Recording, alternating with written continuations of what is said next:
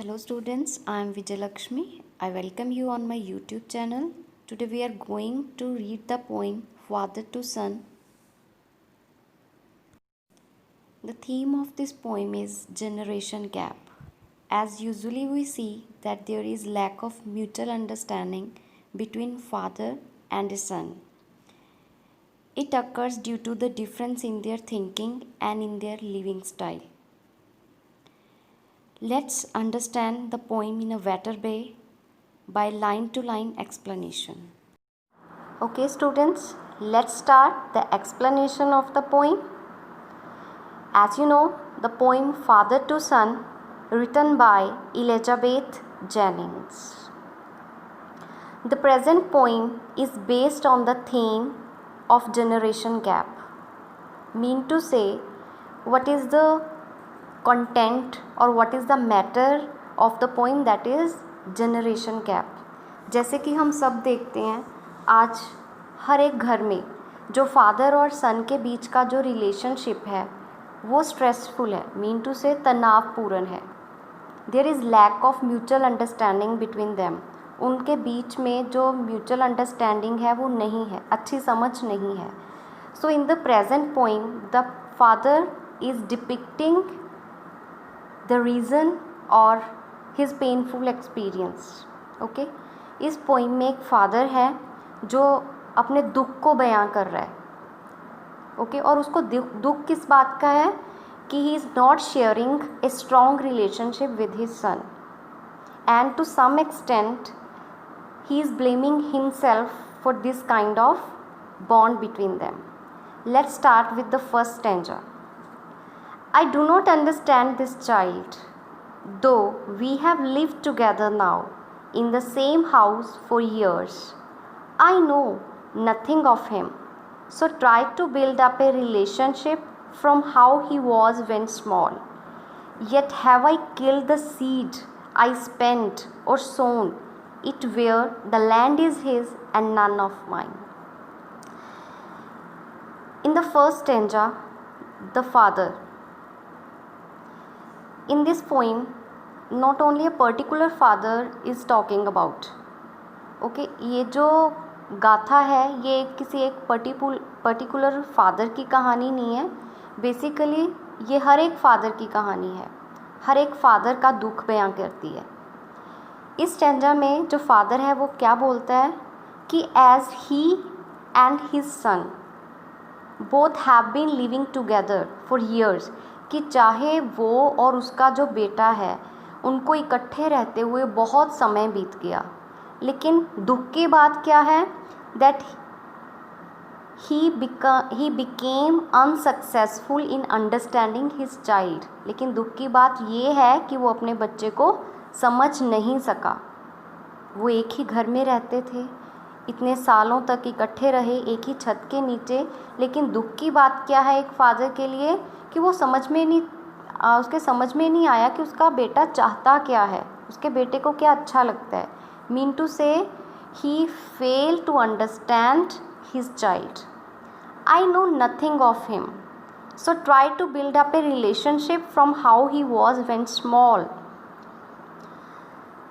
The father is blaming himself by saying that कि मुझे अपने बेटे के बारे में कुछ नहीं पता. मीन टू से क्या चीज़ उसको पसंद है, क्या नापसंद है, किस चीज़ में वो इंटरेस्टेड है, किस में नहीं है, वो कुछ भी नहीं जानता अपने बेटे को, उसको समझ में ही नहीं आ रहा. ओके, और वो क्या चाहता है, he wanted to build a new relationship. वो एक नया रिश्ता बनाना चाहता है, और वो रिश्ता कैसा हो, वो एक ऐसा रिश्ता चाहता है, ऐसा रिलेशन चाहता है अपने बेटे के साथ जो तब था जब उसका बेटा छोटा था, व्हेन ही वॉज स्मॉल. अब अगर हम बचपन में जाएं तो जब बच्चा एक छोटा होता है तब वो हर बात के लिए अपने फादर से पूछता है, अपने फादर पे डिपेंड करता है ना. तो मतलब mean to say in the childhood of a child there is a strong bond between a father and a son. लेकिन जैसे ही बच्चा ग्रो अप करता है, जैसे ही बच्चा बड़ा हो जाता है, then due to the generation gap, due to the gap between their thinking, their living style, the gap increases between father and the son. Yet have I killed the seed I spent or sown it where the land is his and none of mine. Yet have I killed, तो father बोलता है कि मैंने जो बीज खुद बोया था, mean to say the seed. अब सीड वैसे बीज को बोलते हैं, लेकिन यहाँ पे सीड किसको इंडिकेट करता है? बच्चे को. तो फादर बोलता है कि जिस बच्चे को मैंने जन्म दिया, अपने मुताबिक मैंने उसको ब्रिंग अप किया, मीन टू से उसका पालन पोषण किया.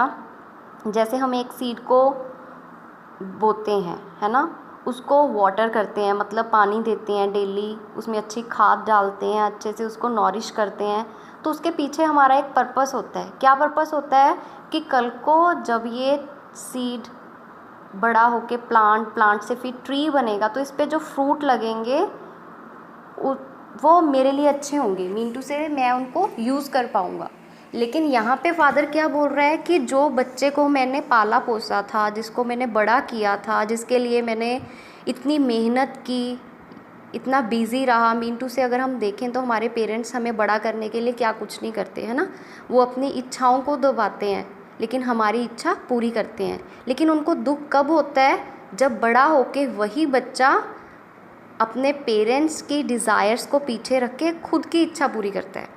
तो यहाँ पे भी फादर इसी चीज़ के लिए दुखी है कि जो द सीड आई स्पेंट और sown it where the land is his and none of mine, कि जो मैंने बीज बोया था, जिसको मैंने नॉरिश किया था, अगर देखा जाए तो ना तो वो ज़मीन मेरी रही और ना ही मतलब कुछ भी मेरा नहीं है.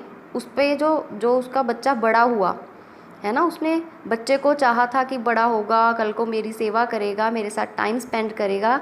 लेकिन अगर आज देखें तो उसके बच्चे का जो भी कुछ है वो उसका नहीं है. उसके बच्चे की जो लाइफ है वो उसने अपनी अलग कर ली. Mean to say the son is thinking just about himself. जो बच्चा है वो आज सिर्फ अपने बारे में सोच रहा है.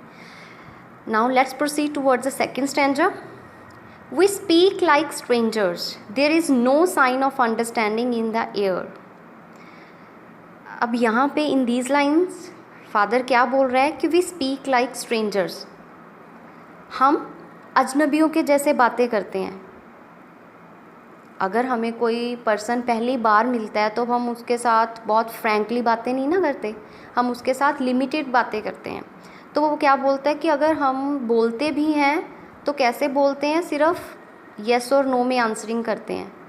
वी स्पीक लाइक स्ट्रेंजर्स, हम एक दूसरे के साथ ऐसे कम्युनिकेट करते हैं, ऐसे बिहेव करते हैं जैसे हम एक दूसरे को जानते ही नहीं हैं. ऐसा क्यों होता है? Because there is no sign of understanding in the air, क्योंकि उन दोनों के आपस में म्यूचुअल अंडरस्टैंडिंग नहीं है.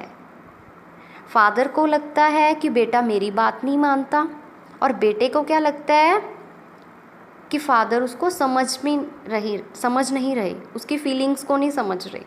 कई बार होता है कि हम बीइंग पेरेंट्स हम अपने बच्चे को क्या बोलते हैं कि बेटा ऐसे नहीं करना, ऐसा करो, है ना. तो बेटा क्या बोलता है कि मुझे ही बोला जाता है, हमेशा मुझ पे ही चिल्लाया जाता है, मुझे क्यों नहीं समझते पापा, है ना, कि मैं क्या चाहता हूँ, मेरी भी कुछ लाइफ है, मेरा भी कुछ सपने हैं. ठीक है, तो दोनों के बीच किस चीज़ की कमी है? म्यूचुअल अंडरस्टैंडिंग की. This child is built to my design yet what he loves I can't share. This child is built to my design mean to say they have similar faces, mean to say the son resembles to his father. हम देखते हैं ना कि सन और father की जो चेहरा होता है, जो फेस होता है, और नॉट ओनली फिज़िकली, हैबिट से भी हम रिजेंबल करते हैं अपने पेरेंट्स को, है ना.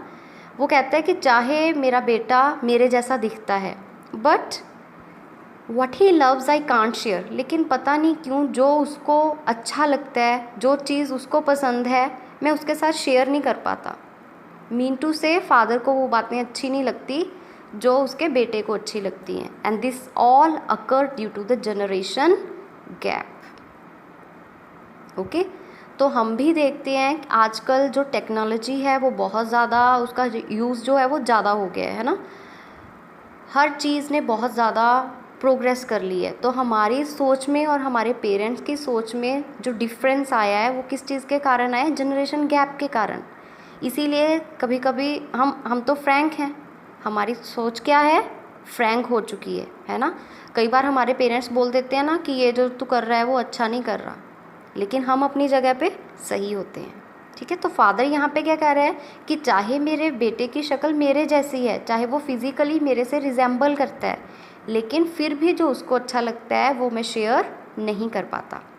Silence rounds us, silence rounds us mean to say अब दोनों इकट्ठे बैठे हैं एक ही रूम में, लेकिन फिर भी क्या है, बातें नहीं है, दोनों एक दूसरे से बातें नहीं करते। क्यों? क्योंकि उनको डर है कि अगर हम बातें करेंगे कोई ना कोई कन्फ्लिक्ट खड़ा होगा, तू मैं होगी। क्यों होगी? क्योंकि उनमें म्यूचुअल अंडरस्टैंडिंग नहीं है। That's why they prefer to keep silent, इसलिए वो साइलेंट रहना ही पसंद करते हैं। That's why the father is saying कि whenever they sit together they speak like strangers, they behave like strangers and silence surrounds them. और उन कौन सी चीज़ है जो उनको कंपनी करती है, कौन सी चीज़ है जो उनके आसपास होती है? सिर्फ साइलेंस, चुप्पी। I would have him prodigal, prodigal का मीनिंग क्या होता है? The person who waste a lot of money, who spends money carelessly, उसको प्रोडिगल बोलते हैं, extravagant. Okay, I would have him prodigal returning to his father's house, the home he knew, rather than see him make and move his word. अब देखो, अगर हम देखते हैं तो जैसे ही बच्चे बड़े होते हैं उनको अच्छा नहीं लगता कि उनके पेरेंट्स उनको time to time point out करते रहें, तो वो क्या करते हैं, अपना अलग घर बना लेते हैं, सेपरेट रहना शुरू कर देते हैं। तो यहाँ पे फादर क्या दुखी हैं, वो फादर है ना, और वो क्या कहना चाहते हैं, वो चाहते हैं कि उनका बेटा अपना एक अलग घर ना बनाकर, अपना एक अलग संसार ना बनाकर उसी घर में आ जाए जहाँ पे वो रहता है, अपने फादर के पास। क्लियर? और इसके लिए वो क्या करने को रेडी हैं, अपने बेटे की जो प्रोडिगल नेचर है उसको भी एक्सेप्ट करने के लिए वो रेडी हैं कि कोई बात नहीं, अगर मेरा बेटा फिजूल खर्ची करता है, उसकी आदतें ऐसी हैं, मैं वो भी झेल लूँगा, लेकिन मेरा बेटा मेरे पास वापिस आ जाए और मेरे साथ एक ही घर में रहे। I would forgive him too, shaping from sorrow a new love. अब उसके फादर बोलते हैं कि उसकी हरकतों के कारण, क्योंकि एक फादर कुछ ना कुछ सपने दिमाग में रख के, अपने दिल में कुछ सपने, कुछ अरमान लेकर ही अपने बच्चे को बड़ा करता है, पालता पोसता है, उसके लिए इतनी मेहनत करता है, अच्छा पढ़ाता है, अच्छे कपड़े पहनने को देता है। उसके पीछे एक सोच होती है एक फ़ादर की कि कल को बच्चा बड़ा होगा, मेरा नाम रोशन करेगा, मेरा ध्यान रखेगा, मेरे से टाइम स्पेंड करेगा। लेकिन क्योंकि फ़ादर के साथ ऐसा नहीं हुआ, उसके बेटे ने तो अलग रहना शुरू कर दिया, तो वो क्या चाहता है कि मैं उसको उसने मेरा दिल दुखाया, मैं इसके लिए भी उसको माफ़ करने के लिए रेडी हूँ। I would forgive him too, मैं उसको माफ़ भी कर दूँगा। क्यों? क्योंकि वो अब फादर का पर्पस क्या है? He wants to frame a new love out of sorrow, कि उसने मुझे दुख दिया, लेकिन फिर भी मैं चाहता हूँ कि इस दुख से मैं एक नए प्यार को जन्म दूँ, कि हमारे रिलेशन को मैं एक नई शुरुआत दूँ। Clear? Let's proceed towards the last stanza. Father and son, we both must live on the same globe and the same land. He speaks, I can't understand myself, why anger grows from grief. We each put out an empty hand, longing for something to forgive. अब father क्या सोच रहा है? Father और सन दोनों की बात है, ये दोनों के मन की बात है। दोनों क्या सोचते हैं कि we both must live on the same globe, कि हमने एक ही धरती पे रहना है। यहाँ पे ग्लोब जो है वो किसको इंडिकेट करता है? धरती को, लैंड को, कि हमने एक ही दुनिया में रहना है, एक ही धरती पे रहना है ना। He speaks, I can't understand myself, why anger grows from grief.